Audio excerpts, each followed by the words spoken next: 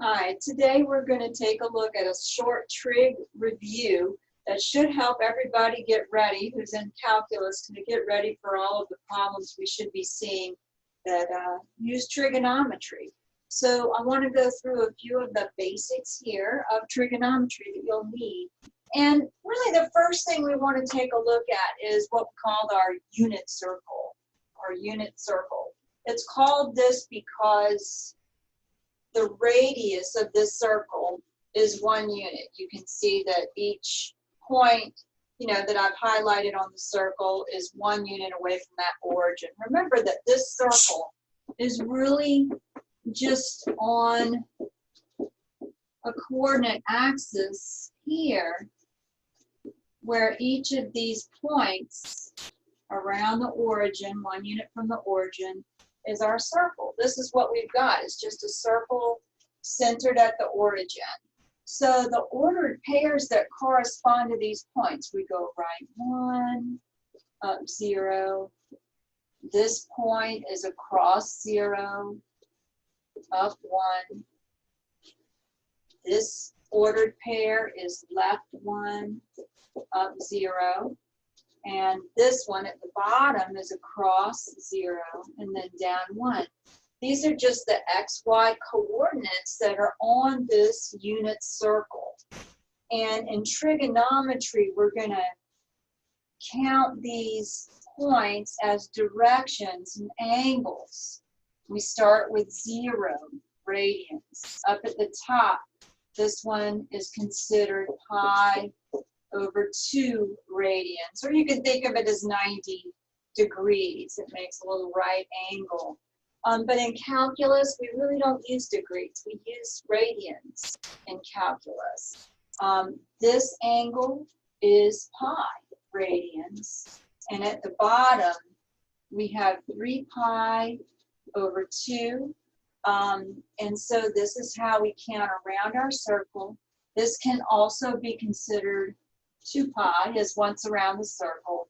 0 radians and 2 pi radians are really the same location. If you wanted to go backwards and count the other direction backwards, we could say that 3 pi over 2 is the same as negative pi over 2, and then this would be negative pi, negative 3 pi over 2, and so forth. So that's basically our unit circle. So what I've got are these basic angles here that are the quadrantal angles on that circle, and the ordered pairs that correspond to those particular directions. These are just XY coordinates, and they're just coming from a coordinate axis. That's all this is coming from. So this is our basic unit circle with our our coordinates of the quadrantal angles. Over here, I have some more angles that I've written down. These 3 angles are angles that we want to keep in mind and really have memorized. The ordered pairs that correspond to these 3 angles as well. This is something you want to have memorized. Whenever I took a trig test or I had to do calculus with some trig, I always jotted these little angles down and the ordered pairs that corresponded to them, so that I could use them whenever I needed.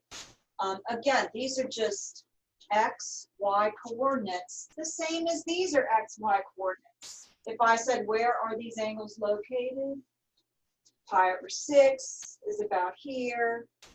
Pi over 4 is right halfway in between. And then pi over 3 is here. These ordered pairs are just points on the unit circle. That's all they are. They're just the ordered pairs that correspond to those directional angles. Okay?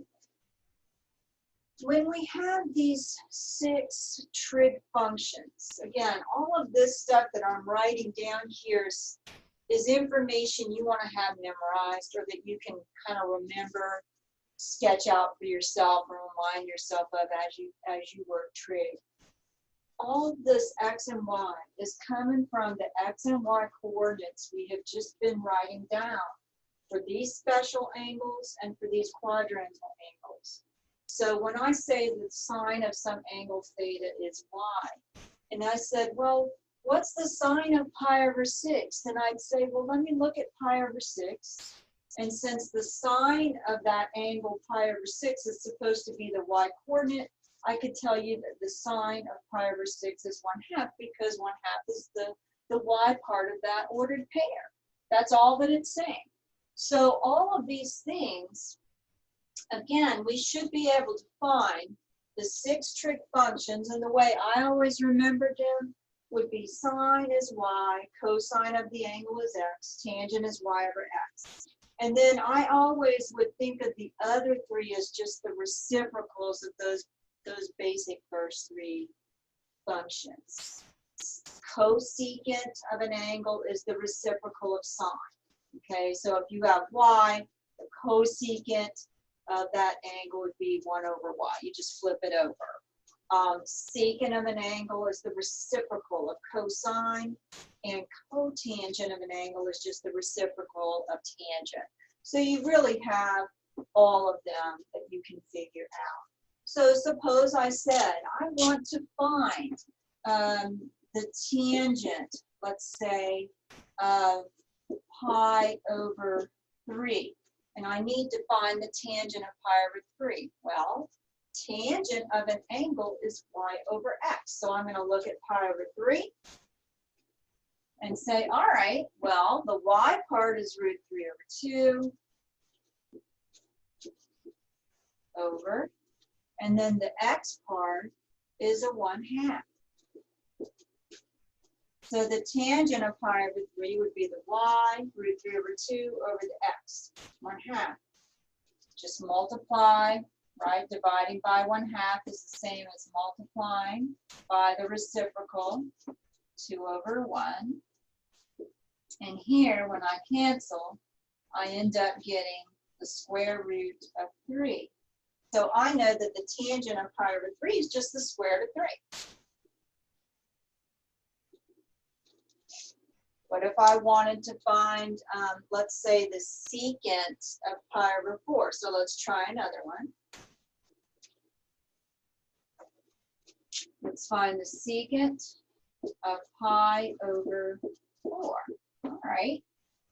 Well, when I think of secant, I think of the reciprocal of cosine, right? Since the cosine of pi over 4 is going to be root 2 over 2, the secant, I'm just going to flip it over. So instead of root 2 over 2, let's just turn it over to find the reciprocal. That'll be a 2 over square root of 2. And that would give me the secant of pi over 4. Let's go ahead and rationalize the denominator. We should. So I'll multiply by root 2 over root 2, which will give me 2 square root of 2 over square root of 2 times itself is just a 2. And then you see that we can cancel a 2 out of the numerator and denominator, and I'm left with the square root of 2. So the secant of pi over 4 is the square root of 2. We've got. If I asked you what is the sine of pi over 2, well, I look at pi over 2. The sine is going to be the y value, so the answer would be a 1. You just look at it and you give the y value. And that's really all you're doing to find all of these functions, these trig functions of all of these angles. Make sure you have these basic angles memorized. This is something you must know. Make sure that you're able, I always just sketch the little unit circle out for myself. And that way, if I was looking, let's say if I was looking at pi, I would be able to kind of physically say, okay, pi's over here. That's left 1, and then up 0. So I know what the ordered pair is, you know, by just taking a look at the circle. Okay, so that's basically what is going on. Another thing that can happen is we need to be able to get some angles that we call reference angles, which might have the same denominator of 3 or 4 or 6, that same denominator, but perhaps they would be in different quadrants. Remember, this is just a coordinate axis here, a little part of a coordinate axis. In quadrant 1, right, in quadrant 1, I know that x goes to the right and y goes up, so I know x is positive and I know y is positive. So in quadrant 1, from here to here, every x is positive, every y is positive. If I move into quadrant 2 over here, since I have to go to the left and then up to get to a point in quadrant 2, my x is negative and my y is positive. So if I have an angle in quadrant 2, then I know the x part, or the cosine part, the x part would have to be a negative number. And the y part, or the sine part, would have to be a positive number for that y. So that's just how you tell whether things are positive or negative. This is quadrant 2. Quadrant 3, down here, to get into quadrant 3, you go left and then down. So that would be negative x and a negative on the y. In quadrant 3, the cosine is negative because the x is negative. And the sine is negative because the y is negative. And in quadrant 4, there's our last quadrant over here. I go right and then down to get into quadrant 4. So the x is positive and the y is negative. This matters a lot. It tells you whether things are positive or negative when you're finding your functions. So suppose I said, all right, well, I want to find the cosine of, let's say, 2 pi over 3. I want to find the cosine of 2 pi over 3. Well, first thing I know is that 2 pi over 3, the reference angle to this is just pi over 3. They both have 3 as the denominator. So I know right now that the ordered pair, the x part's going to be a 1/2, y part's going to be root 3 over 2, because its reference angle is pi over 3. What I have to decide now is the 1/2 positive or negative? Is the root 3 over 2 positive or negative? And that depends on what quadrant I am in. So think about 2 pi over 3. 1 pi over 3 is here. 2 pi over 3 is going to be here. And pi, I always think about 1 pi. I mean, if I was thinking about pi over 3, 1 would be 3 pi over 3, correct? Because 3 over 3 is 1.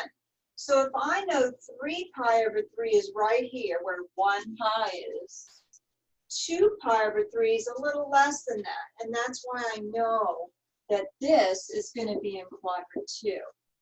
Again, pi over 3, 2 pi over 3, 3 pi over 3 is where 1 pi would be. So 2 pi over 3.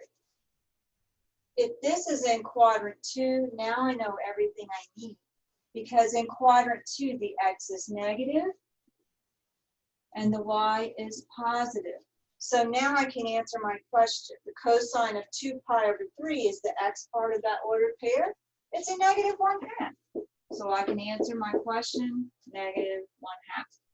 If I asked you, what is the sine of 2 pi over 3? Well, it would be that positive root 3 over 2. It would be the y value of that ordered pair we just got.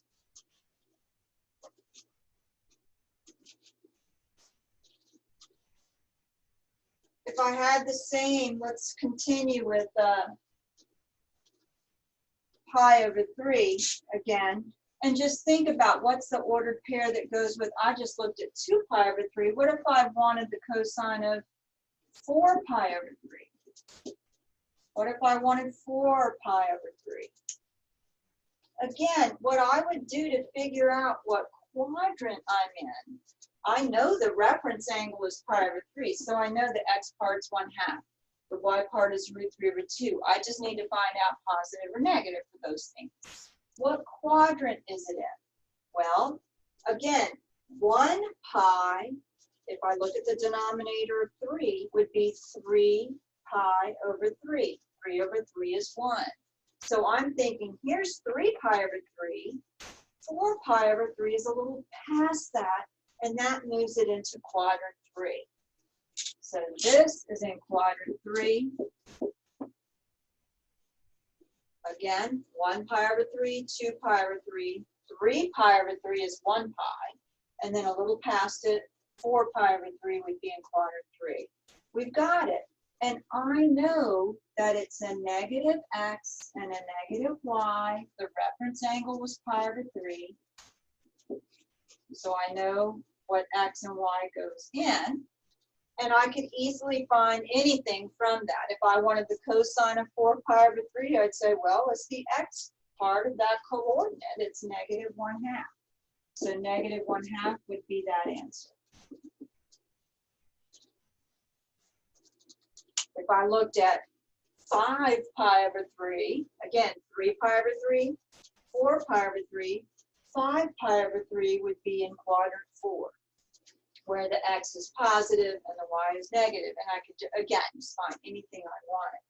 So let's see if we can figure out some quadrants. We were just looking at pi over 3 here. If I asked you what quadrant is 7 pi over 6, just what is the quadrant for 7 pi over 6? And then we could find anything we wanted from it. I know that it relates to pi over 6, but what quadrant is it in? Well, again, look at where 1 pi is. If 1 pi, look at the denominator of 6. 1 would be 6 pi over 6, right? 6 over 6 is 1. So 1 pi is 6 pi over 6. So 7 pi over 6 looks like it would go a little past that. So here's 6 over 6. A little past that would give me 7 pi over 6. That would put me in quadrant 3. And in quadrant 3, the x is negative and the y is negative. So I have a negative x and a negative y. And since it's over 6, I know that the x part is root 3 over 2. And the y part has to be a 1/2 for anything with pi over 6. And I can find anything I want. I could find sine, cosine, tangent, and any of the reciprocals just by using, again, the ordered pairs that I'm given. You know, if I wanted to find the cotangent of 7 pi over 6, if that's what I was trying to find, I figured out it's in quadrant 3. I know what the ordered pair is because it was over 6. The cotangent would be x over y. So it would be negative root 3 over 2, the x, over the negative 1/2, which was the y. And then again, simplify by multiplying by the reciprocal, it's still negative, of the denominator. 2's will cancel. And negative times negative is positive, so this one turns out to be a positive square root of 3. And we did it.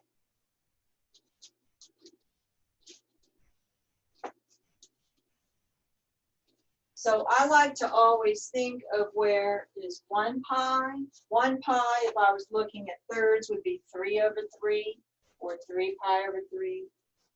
1 pi, if I were looking at pi over 4, and 4 being my denominator, would be 4 pi over 4, right? 1 pi for over 6 would be 6 over 6, or 6 pi over 6. And that will tell you one less in the numerator, like 5 pi over 6 would be in quadrant 2. Here's 6 pi over 6. 7 pi over 6 would be in quadrant 3. So you can tell which quadrant you're in by just kind of counting around. Don't forget also here that once around the circle, or 2 pi, if you want to consider that once around the circle is 2 pi, well, you would multiply 2 by that denominator to get once around. So for pi over 3, if I was looking at 3 at my denominator, I would say 2 times 3 is 6. So 6 pi over 3 would be here, once around. That means 5 pi over 3 is not quite all the way around. Here's 5 pi over 3, 6 pi over 3 would be once around. So 5 pi over 3 would be in quadrant 4. If I were looking at 4 as my denominator, 2 times 4 is 8.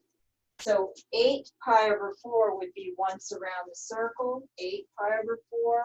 So if I had 7, right, pi over 4, well, it's almost once around the circle. It's almost to 8 pi over 4. So again, almost around the circle, but not quite.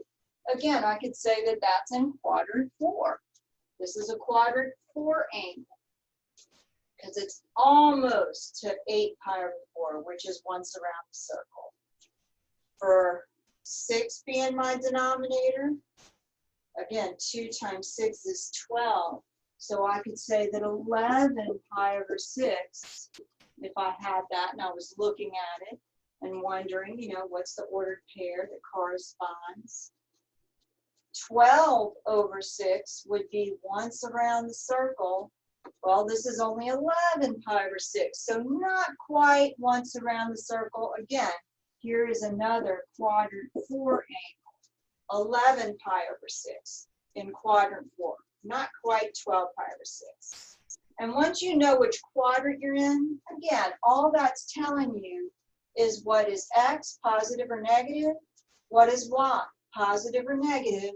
On these same ordered pairs that you have, we know what the x and y values are. We just need to know what quadrant we're in to tell whether it's positive or negative for each of those values. Okay, so a little reminder there. One other thing that you might see in calculus is some inverse functions here.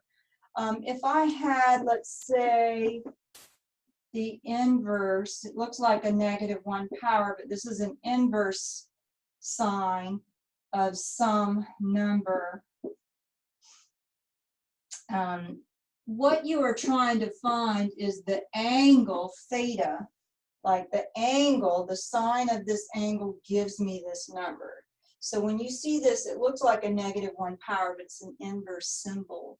A problem you might see would be perhaps, what is the inverse sign, let's say, of √3 over 2?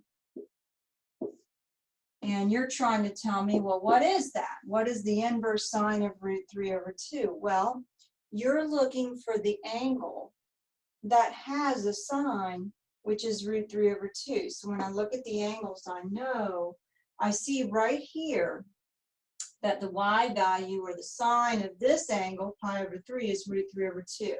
So the inverse sign of √3 over 2 is pi over 3. You're finding the angle that has that sign.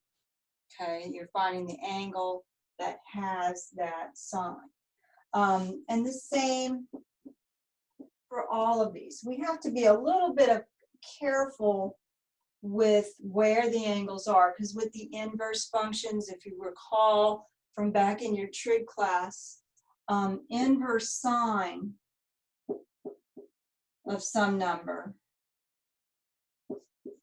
equals some angle, or inverse tangent, again, of some number equals some angle. Inverse sine and inverse tangent, the angle that you give has to be only from -pi over 2 to +pi over 2, meaning really it can only be in quadrant 4 up to quadrant 1. If you want to think about it, it's only the right-hand part of the circle. That's going to be inverse sine or inverse tangent. So, for example, if I had, let's say,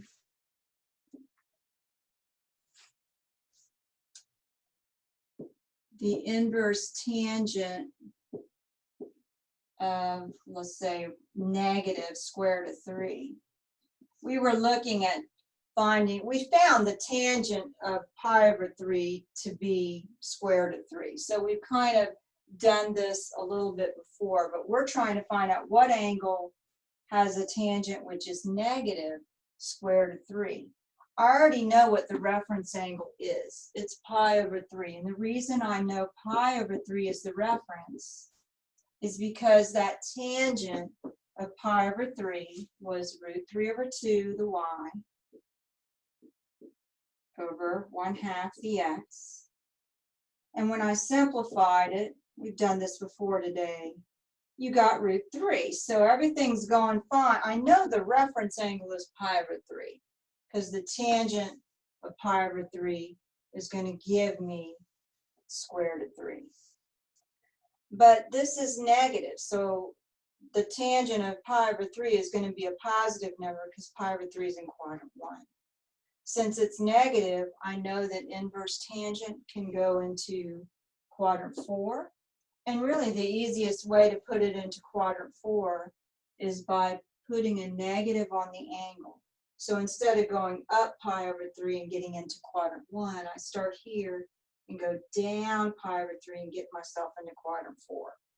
Basically, if you have an inverse tangent or if you have an inverse sine and it's negative, this, just put a negative on your reference angle and you're good. You've got it in the correct, you've written it the correct way. It's really the only way you can write it. Inverse cosine is a little different, and let me tell you why. Just in case it pops up, and every once in a while we have to do inverses. But if I were looking at cosine of an angle, inverse cosine of some number is going to be some angle theta. Well, putting my angle into quadrant 4 isn't going to make my cosine negative. Do you see how cosine is positive in quadrant 1? And it's also positive in quadrant 4, so quadrant 4 isn't going to help me. For inverse cosine, you're allowed to put your angle answer between 0 and pi. So you can put it in quadrant 1, that's where cosine is positive, or you can put your angle in quadrant 2, and you can see that that's where cosine would be negative. And that's really the only quadrant you're allowed to put inverse cosine. Remember, you never go into any of these other quadrants. You're only allowed to put inverse cosine into quadrant 1 if you have a positive number here, or quadrant 2 if this number were negative. So, for example, let's suppose I said, okay, what is the inverse cosine of, let's say, root 2 over 2? And actually, I'm going to make it a negative root 2 over 2 to make it more interesting. Okay, so what is the inverse cosine of a negative root 2 over 2? First thing I would do is, well, let's just find the reference angle. First off is reference. The cosine is just root 2 over 2 at pi over 4. So I already know the reference angle is pi over 4. Here we go. So far so good. I write down the reference angle. And now I need to put it in the correct quadrant. Because the cosine of pi over 4 is positive root 2 over 2. I need to find the quadrant where cosine is negative. You're allowed to put the angle for inverse cosine into quadrant 1 for positive, into quadrant 2 if it's negative. So I need to move this into quadrant 2. Okay, I think of pi. If I think of 4 as my denominator, this is 4 over 4 pi. So if I move back one, 4 over 4 pi, 3 over 4 pi is going to put me into quadrant 2. 3 pi over 4 would be my angle. 1 pi over 4, 2 pi over 4 is here. It would reduce 3 pi over 4, and then 4 pi over 4 is where pi is. So I've got my correct angle. in the second quadrant. And there it goes. Okay. So the inverse is really just basically the trick is you're going to find the angle that gives you the sine or gives you the cosine of a certain, you know, the number that's given. It's got to be one of these things that you know, or perhaps it might be a 1 or a 0, something you know. And you'll find that mystery angle. Inverse sine and inverse tangent, you can put your angle in quadrant 1 or in quadrant 4. And putting it in quadrant 4 is easy. Just put a negative on your reference angle. Only inverse cosine is a little trickier.